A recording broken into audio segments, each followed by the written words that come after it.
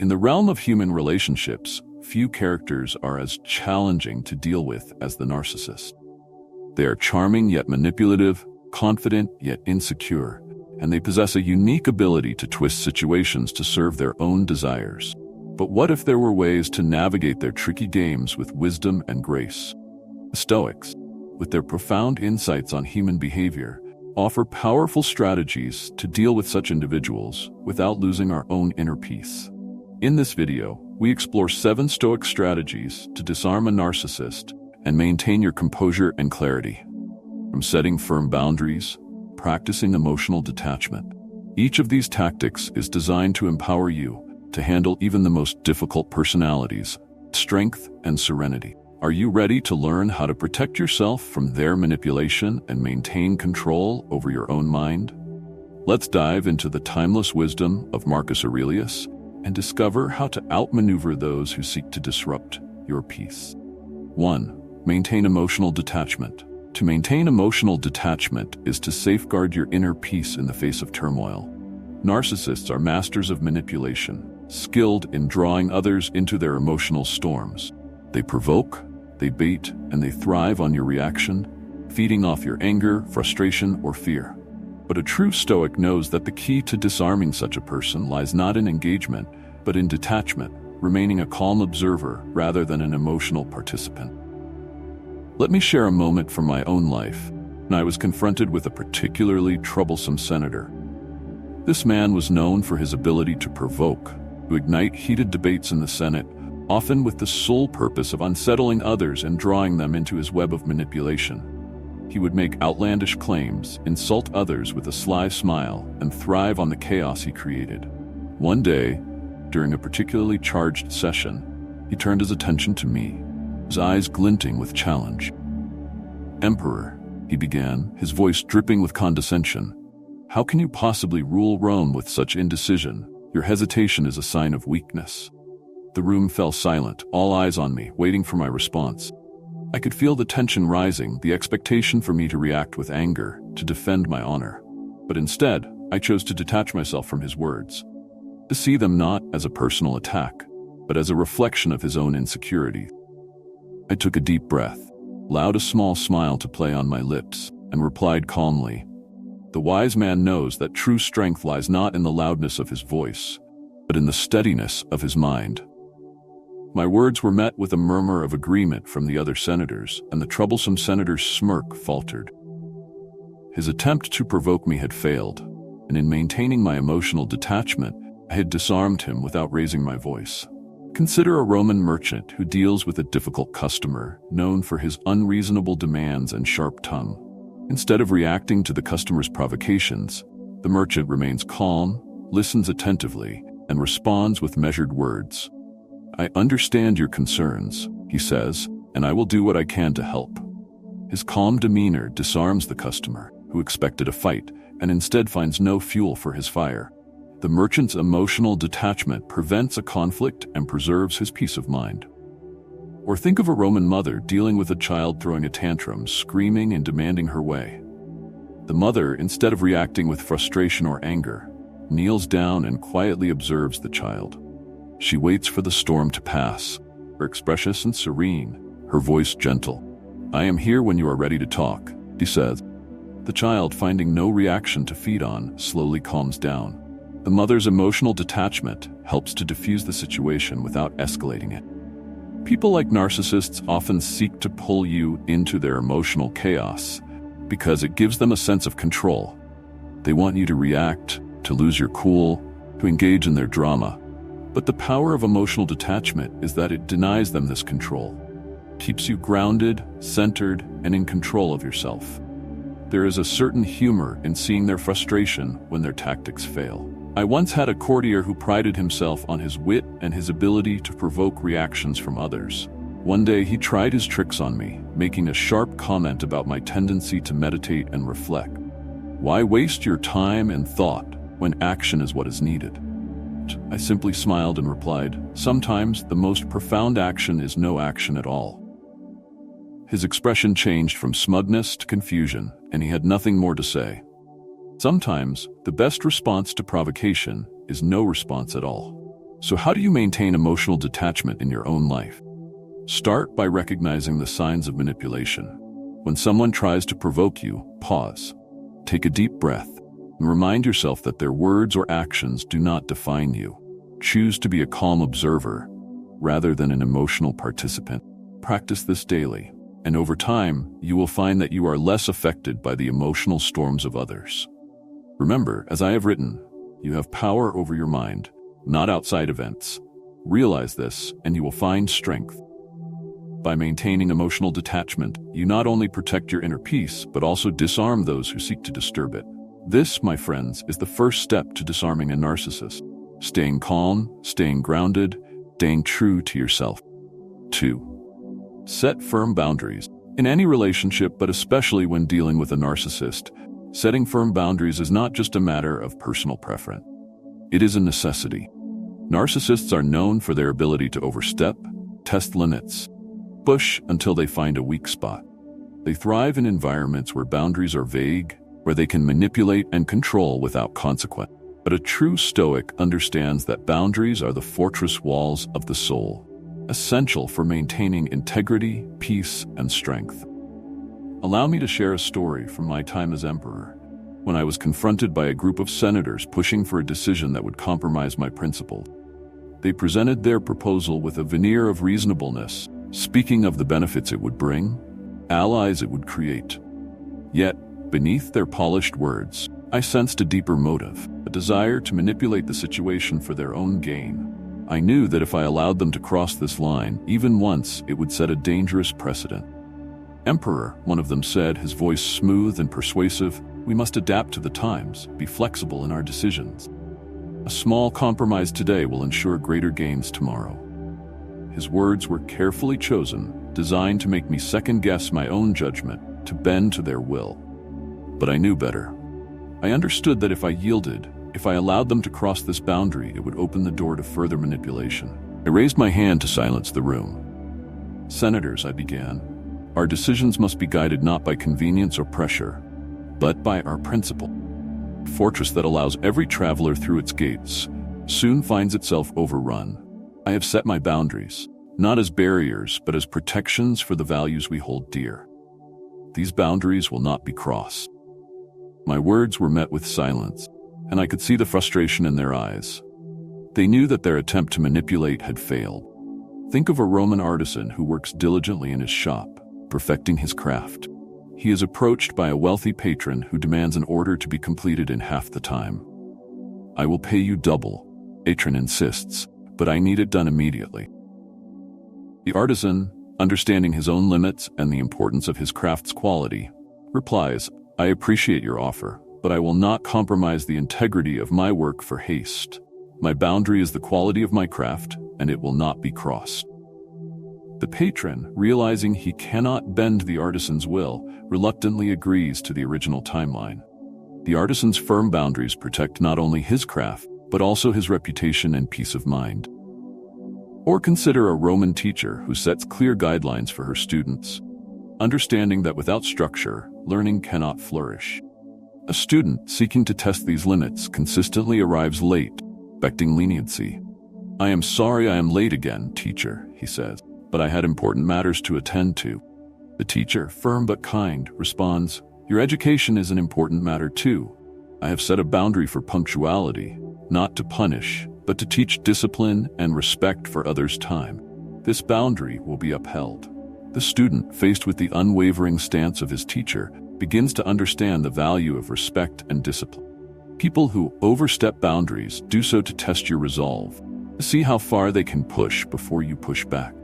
They thrive on ambiguity, on the soft lines that can be easily crossed. But when you set firm boundaries, when you make it clear that certain lines cannot and will not be crossed, you disarm them. You show them that you are not an easy target, that your principles are not negotiable. There is a certain satisfaction in maintaining these boundaries, in watching as those who seek to manipulate are forced to confront their own limitations. I remember a time when a courtier, seeking favor, tried to use flattery to overstep his bounds. "Emperor, you are wise beyond all others," he began, hoping to soften me. I smiled and replied, Flattery is a poor substitute for honesty. I value truth above praise, and I have no need for those who do not respect the boundaries of sincerity. He quickly realized that his attempts to manipulate would find no purchase here, and he withdrew. So, how do you set firm boundaries in your own life? Start by knowing your values, by understanding what is important to you. Make these boundaries clear, both to yourself and to others. Communicate them calmly and assertively, without anger or fear. And when someone tries to cross them, do not waver. Stand firm in your principles, and let them know that your boundaries are not to be tested. Remember, as I have written, waste no more time arguing about what a good man should be. Be one. By setting firm boundaries, protect your integrity, your peace, and your values. You show the world that you are not easily swayed by the whims of others. You are strong, resolute, and true to yourself. This, my friends, is the Stoic way. To live with clarity, to act with conviction, and to stand firm in the face of manipulation. Practice indifference. Indifference is a powerful shield against the arrows of provocation. When faced with a narcissist, whose primary weapon is to stir emotions and elicit reactions, practice of indifference becomes not just a defense, but a form of wisdom. Narcissists seek to draw you into their games, make you a participant in their drama. But what if, instead, you simply chose not to play? I recall a time during my reign when I was confronted by an envoy from a foreign court, known for his cunning and deceit. His reputation preceded him. He was a master at playing both sides, stirring conflict to his own advantage. As he spoke, his words were laced with hidden barbs, designed to provoke a reaction, unsettle my composure. "Emperor," he began with a sly grin, "your allies speak highly of you, but your enemies, they have a different tale to tell. How do you reconcile such differing views?" It was clear he wanted me to react, to defend myself or to speak ill of others, to give him ammunition he could use against me. But instead of taking the bait, I chose a different path. I remained silent for a moment, then simply replied, "A wise man does not concern himself with the opinions of those who do not know him." My calm indifference threw him off balance. He had expected defensiveness, not tranquility. His attempts to provoke me fell flat, and he soon realized his tactics would not work here. Imagine a Roman craftsman who, while working diligently in his shop, encounters a rival who begins to criticize his work openly, seeking to undermine his reputation in the eyes of customers. Your methods are outdated, the rival sneers, your designs uninspired. Instead of arguing back, craftsman merely smiles and continues his work. His indifference to the rival's provocations shows his confidence in his craft. As days go by, customers see his dedication and skill, untouched by the petty insults. The rival, finding no reaction to feed on, eventually fades into obscurity, while the craftsman's reputation grows stronger. Or think of a Roman citizen attending a public forum where a speaker, known for his inflammatory rhetoric, tries to incite the crowd against perceived injustices. His voice is loud, his gestures exaggerated, and he watches eagerly for reactions. But one citizen, standing quietly at the back, listens without expression. When asked for his opinion, he merely shrugs and says, "Words are just words, they have no power unless you give them meaning." His indifference disarms the speaker, who thrives on conflict but now faces a wall of calm apathy. The crowd begins to disperse, fire of anger extinguished by a simple refusal to engage. Practicing indifference is not about ignoring reality or avoiding engagement. It is about choosing where to invest your energy and emotions.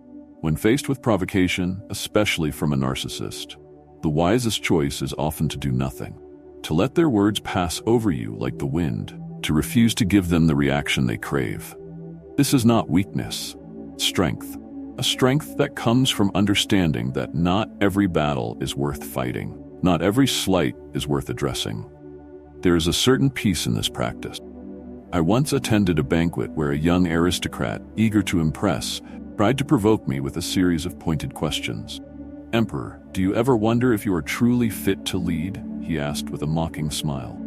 I looked at him, unfazed, and replied, "I have long ceased wondering about things that do not serve my purpose." His smile faltered, his confidence shaken.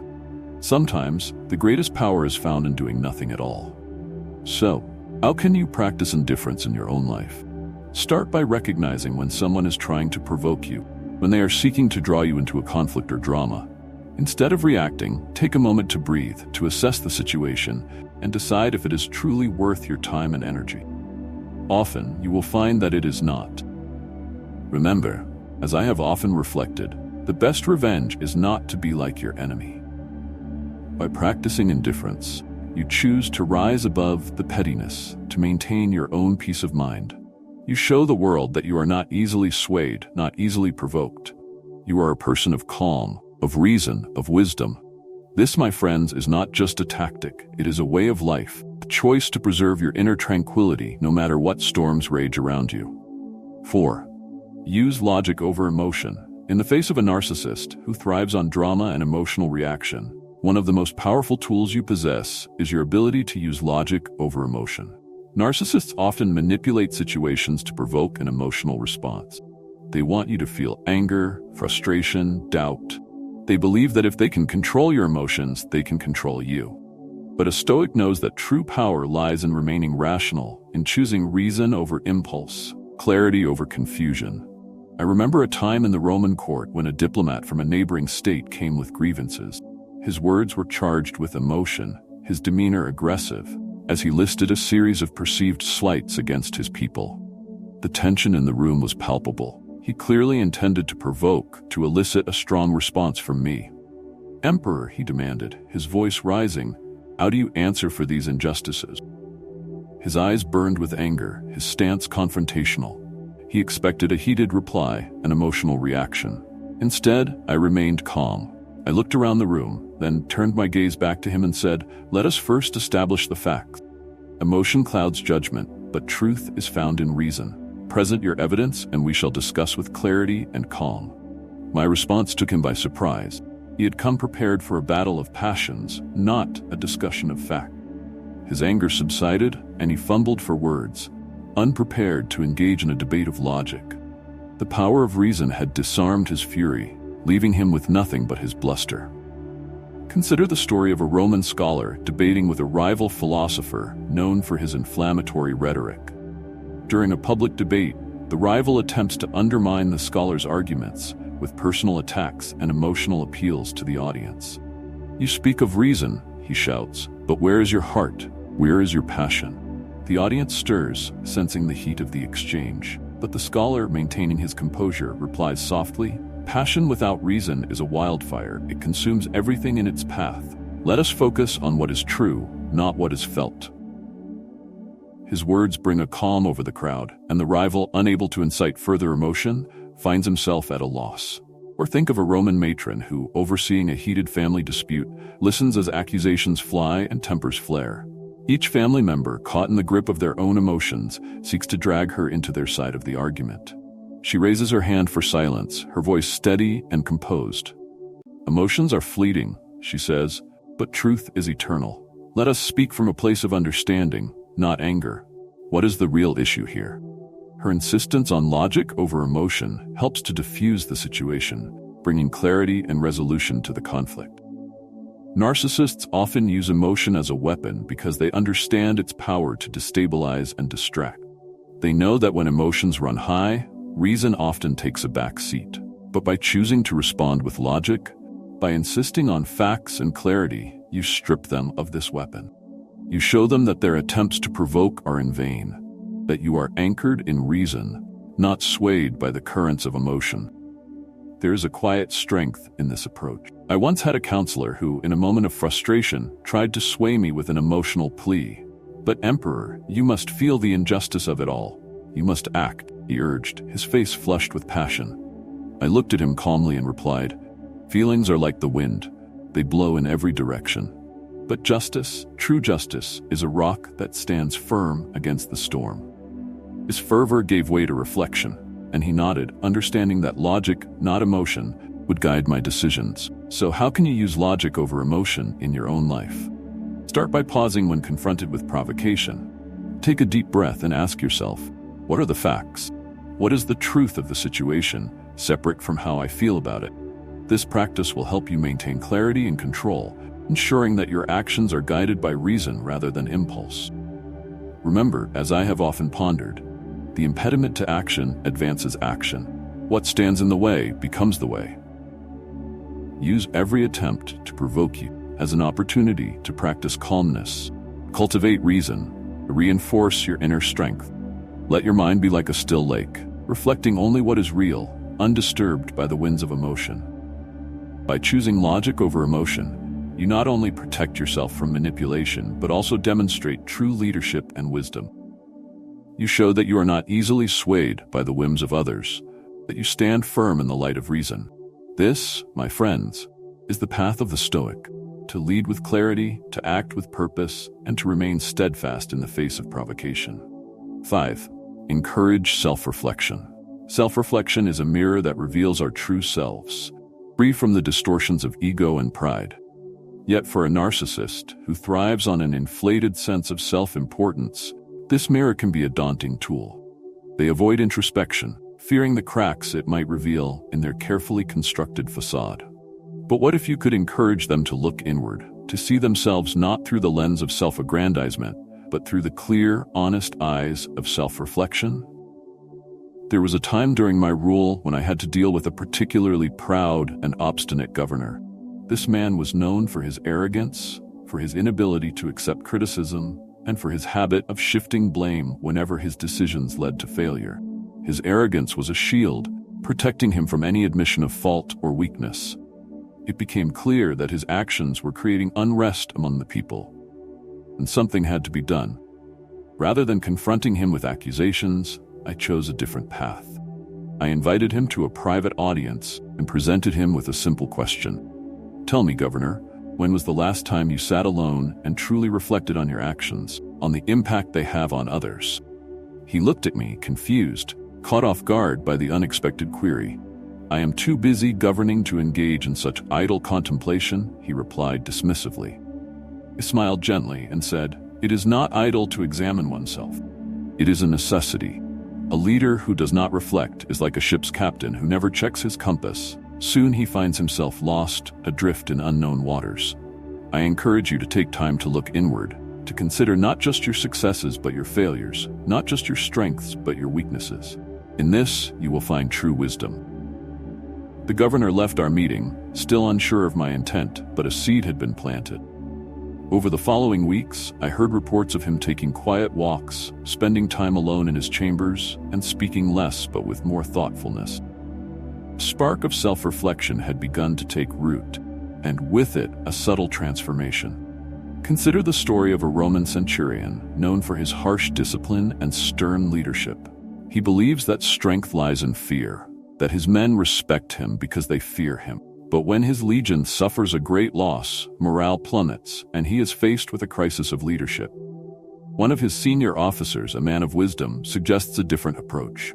Have you considered how your men see you, not as their commander, but as a person? Have you ever reflected on what it feels like to serve under you?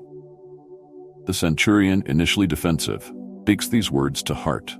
He begins to observe his own actions, to reflect on his leadership style.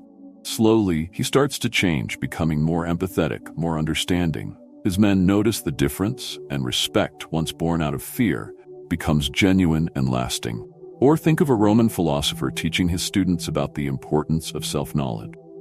One student, a young man of great intellect but little humility, constantly challenges his teacher, eager to prove his own superiority.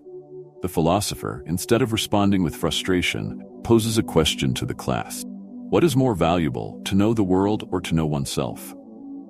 The students fall silent, and the young man, caught off guard, begins to ponder the question. Over time, he realizes that his arrogance has been a barrier to his own growth, and he starts a journey inward, seeking to understand his own mind, his own soul. Encouraging self-reflection is not about pointing out faults. It is about guiding others to see themselves more clearly, to recognize their own strengths and weaknesses. Narcissists often avoid this because it threatens their constructed self-image. But with gentle encouragement, with thought-provoking questions, you can lead them toward a path of introspection. There is a subtle art to this approach. I once had a colleague who was notorious for his vanity, always seeking praise and admiration. During a philosophical discussion, he boasted about his many virtues. Instead of contradicting him, I simply asked, "Tell me, Which of your virtues do you find most lacking? He paused, unsure how to answer. I have never considered that, he finally admitted. Then perhaps, I suggested, it is time you did. Sometimes a simple question is all it takes to open the door to deeper reflection. So, how can you encourage self-reflection in those around you? Start by asking thoughtful questions, by creating space for introspection. Encourage them to consider their own actions, their own motives, without judgment or criticism. Offer your own reflections as an example, showing that true strength comes from self-awareness and the willingness to grow. Remember, as I have written, the soul becomes dyed with the color of its thoughts. Encourage those around you to paint their souls with the colors of introspection, of self-awareness, of truth. By fostering a culture of self-reflection, you not only help others grow, but you also create an environment where wisdom and understanding flourish.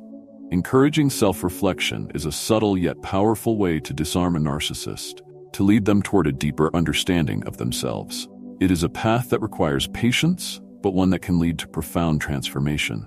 This, my friends, is the way of the Stoic, a guide to inspire, to reflect, and ultimately to grow together in wisdom and virtue. 6. Stay grounded in your values. Staying grounded in your values is like being a sturdy oak tree in a storm, deeply rooted, unshaken by the winds that howl around you. When faced with a narcissist, whose primary tactic is to sway you from your path, to draw you into their narrative and away from your principles, the importance of remaining steadfast becomes even clearer. They test your resolve, they challenge your ethics, hoping you will bend to their will. But a true Stoic understands that integrity is non-negotiable, that values are the compass that guide us through life's uncertainty. I recall a pivotal moment during my reign when I was approached by a coalition of influential merchants. They had a proposal that, on the surface, seemed beneficial for the empire's economy, but would require me to turn a blind eye to practices that were exploitative and unjust. They presented their case with convincing arguments, emphasizing the wealth and power it would bring. One of the merchants, with a cunning smile, leaned forward and said, "Emperor, sometimes, for the greater good, one must overlook certain details. Flexibility is the mark of a wise ruler." His words were tempting, designed to make me question my own commitment to fairness and justice. I knew better. I understood that once I compromised my values, I would open the door to further corruption, to a slippery slope that could undermine everything I stood for. I looked at him and replied, "Wealth and power gained at the expense of virtue are burdens, not blessing. I would rather lead with integrity than rule over a kingdom built on injustice." The room fell silent. Merchants exchanged uneasy glances, realizing that their persuasive tactics had failed. They had underestimated the strength of my conviction. I chose to stand firm in my values, to prioritize justice over convenience, and in doing so, I set a standard that echoed throughout my reign. Consider a Roman soldier faced with a command that goes against his moral code. His superior orders him to act with cruelty, to instill fear among civilians in a conquered land. The soldier, torn between duty and conscience, remembers his oath to protect and serve, not to harm. "I cannot," he says firmly, "betray my honor, my values, for the sake of obedience." His refusal, though risky, inspires others in his ranks to reconsider their actions.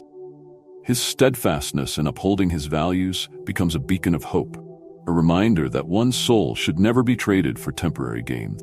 Or think of a Roman physician pressured by wealthy patients to prescribe unnecessary treatments for profit. They offer him gifts, promise favors, all in an attempt to sway his ethical stance. "We trust you," they say, "and surely a little extra caution cannot hurt." But the physician, grounded in his values, responds, "My duty is to heal, not to exploit. My service is to health, not to wealth." His commitment to his principles earns him the respect of his peers and the trust of his patients. He may not grow rich, but his integrity remains intact. Narcissists often test your values because they seek control. They believe that if they can make you compromise on your principles, they can manipulate you more easily. But by staying true to your values, by remaining grounded in your beliefs, you show them that you are not so easily swayed. You demonstrate that your actions are guided by an inner moral compass, not by the shifting winds of external pressures. There is a quiet power in this. I once met a philosopher who was offered a position of great influence with the promise of wealth and comfort. The catch? He would have to compromise his teachings to align his philosophy with the whims of those in power. He smiled and declined, saying, "To lose one's values is to lose oneself. What good is influence if it corrupts the soul?" His words struck a chord, and his reputation grew not from his wealth, but from his unwavering commitment to truth. So how do you stay grounded in your values in your own life? Start by knowing what you stand for, by defining your principles clearly. When faced with pressure to compromise, ask yourself, does this align with my values? Am I acting out of integrity or convenience? This reflection will help you stay true to yourself, even when others seek to lead you astray. Remember, as I have often written, the soul becomes dyed with the color of its thoughts. Think only on those things that are in line with your principle. By holding firm to your values, you protect your soul, your integrity, your peace of mind. And most importantly, remember that staying grounded in your values is not just about resisting external pressures, but about cultivating internal strength. It is about knowing that your worth is not defined by what others think or say, but by your own unwavering commitment to your principle. This, my friends, is the way of the Stoic. Lead with integrity, to act with honor, and to stand firm in the face of adversity. 7. Withdraw attention and validation.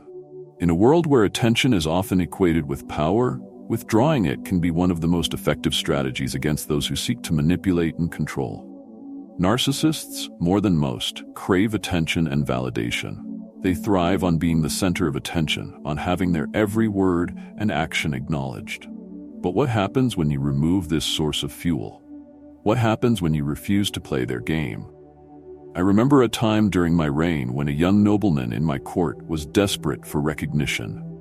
He would go to great lengths to make himself seen and heard, interrupting discussions with his loud opinions, making grandiose gestures to draw eyes upon him. His need for validation was insatiable, and he thrived on the attention he received, regardless of whether it was positive or negative. One day, during a council meeting, he began one of his usual performances, speaking over others, attempting to dominate the conversation with his exaggerated claims of influence and power. Instead of acknowledging him, I chose to remain silent. I did not look in his direction, did not nod, or give any sign that I had heard him. The other members of the council followed my lead, their eyes and attention turned away from his display.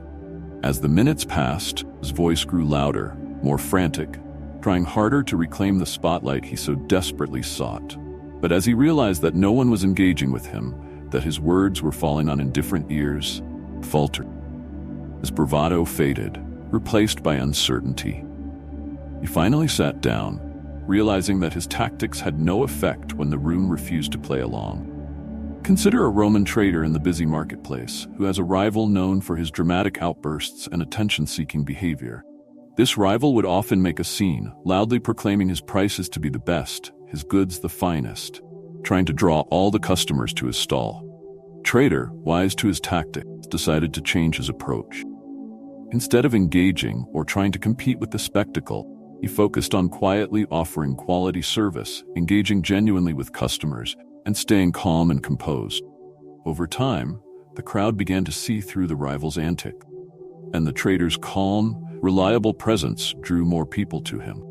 The rival, deprived of the attention he craved, slowly faded into the background. Or think of a Roman teacher who deals with a student who constantly disrupts the class, seeking attention through loud, disruptive behavior. Instead of reprimanding the student publicly or engaging in a power struggle, the teacher decides to withdraw attention from the disruptive actions. She focuses instead on praising students who are engaged and respectful, directing her energy and recognition to positive behavior. Over time, the disruptive student, realizing that his antics are no longer earning him the attention he desires, starts to change his behavior in an attempt to earn the validation he now sees going to others. Withdrawing attention and validation is not about ignoring reality or avoiding engagement. It is a deliberate choice to redirect your focus, to deny someone the fuel they seek. When a narcissist is denied attention, they are forced to confront the emptiness of their behavior, the hollowness of their constant need for validation. It is a subtle yet powerful way to disrupt their patterns and to reclaim your own energy and focus. There is a quiet satisfaction in this approach. I once encountered a court poet who, rather than honing his craft, spent his days trying to impress with elaborate, self-aggrandizing verses. His poetry was less about the art and more about the applause it generated. One day, I attended one of his readings and, instead of applauding with the crowd, I remained silent, expressionless. He looked at me, confused, his confidence wavering. "Why do you not applaud, Emperor?" he asked. I replied, "Applause is for excellence, not for ego. Strive for the former, and the latter will come naturally." His face fell, and from that day he began to write with more sincerity, seeking genuine improvement rather than superficial praise. So how can you withdraw attention and validation in your own life? Start by recognizing when someone is seeking attention for the wrong reasons. Choose not to engage with their attempts to provoke or to draw you into their drama. Focus instead on what is positive, on what is productive. Offer your attention and validation to those who truly deserve it, and do not waste it on those who merely seek to feed their own ego. Remember, as I have written, the best way to avenge yourself is to not be like that. By withdrawing attention and validation, you choose not to participate in their games, to not mirror their behavior. You maintain your own dignity, your own peace, your own focus. And most importantly, by withdrawing attention from those who seek to manipulate, you free yourself from their control. You show them that their words and actions hold no power over you, that you are governed by your own principles, not by their need for validation. This, my friends, is the ultimate Stoic strategy: to remain calm, to remain focused, and to remain true to oneself, no matter how others seek to distract or manipulate. In the intricate dance of human interaction, few personalities can be as challenging or as draining as the narcissist. Their world revolves around a need for validation, an insatiable hunger for attention, and a relentless drive to control those around them. They manipulate emotions, push boundaries, thrive on chaos, and often undermine your confidence, all while demanding praise and adoration. How do you protect yourself from their toxic influence without losing your peace of mind? The answer lies in the wisdom of the Stoics. In this video, we explore 7 Stoic strategies that can help you disarm a narcissist and reclaim your emotional freedom. From maintaining emotional detachment to setting firm boundaries, and from practicing indifference to withdrawing attention, these tactics will empower you to navigate even the most challenging relationships calm and confident. Are you ready to learn how to stay true to your values and protect your inner peace from those who seek to disrupt it? Let's dive into the timeless teachings of Marcus Aurelius and discover the Stoic way to deal with narcissists effectively and gracefully.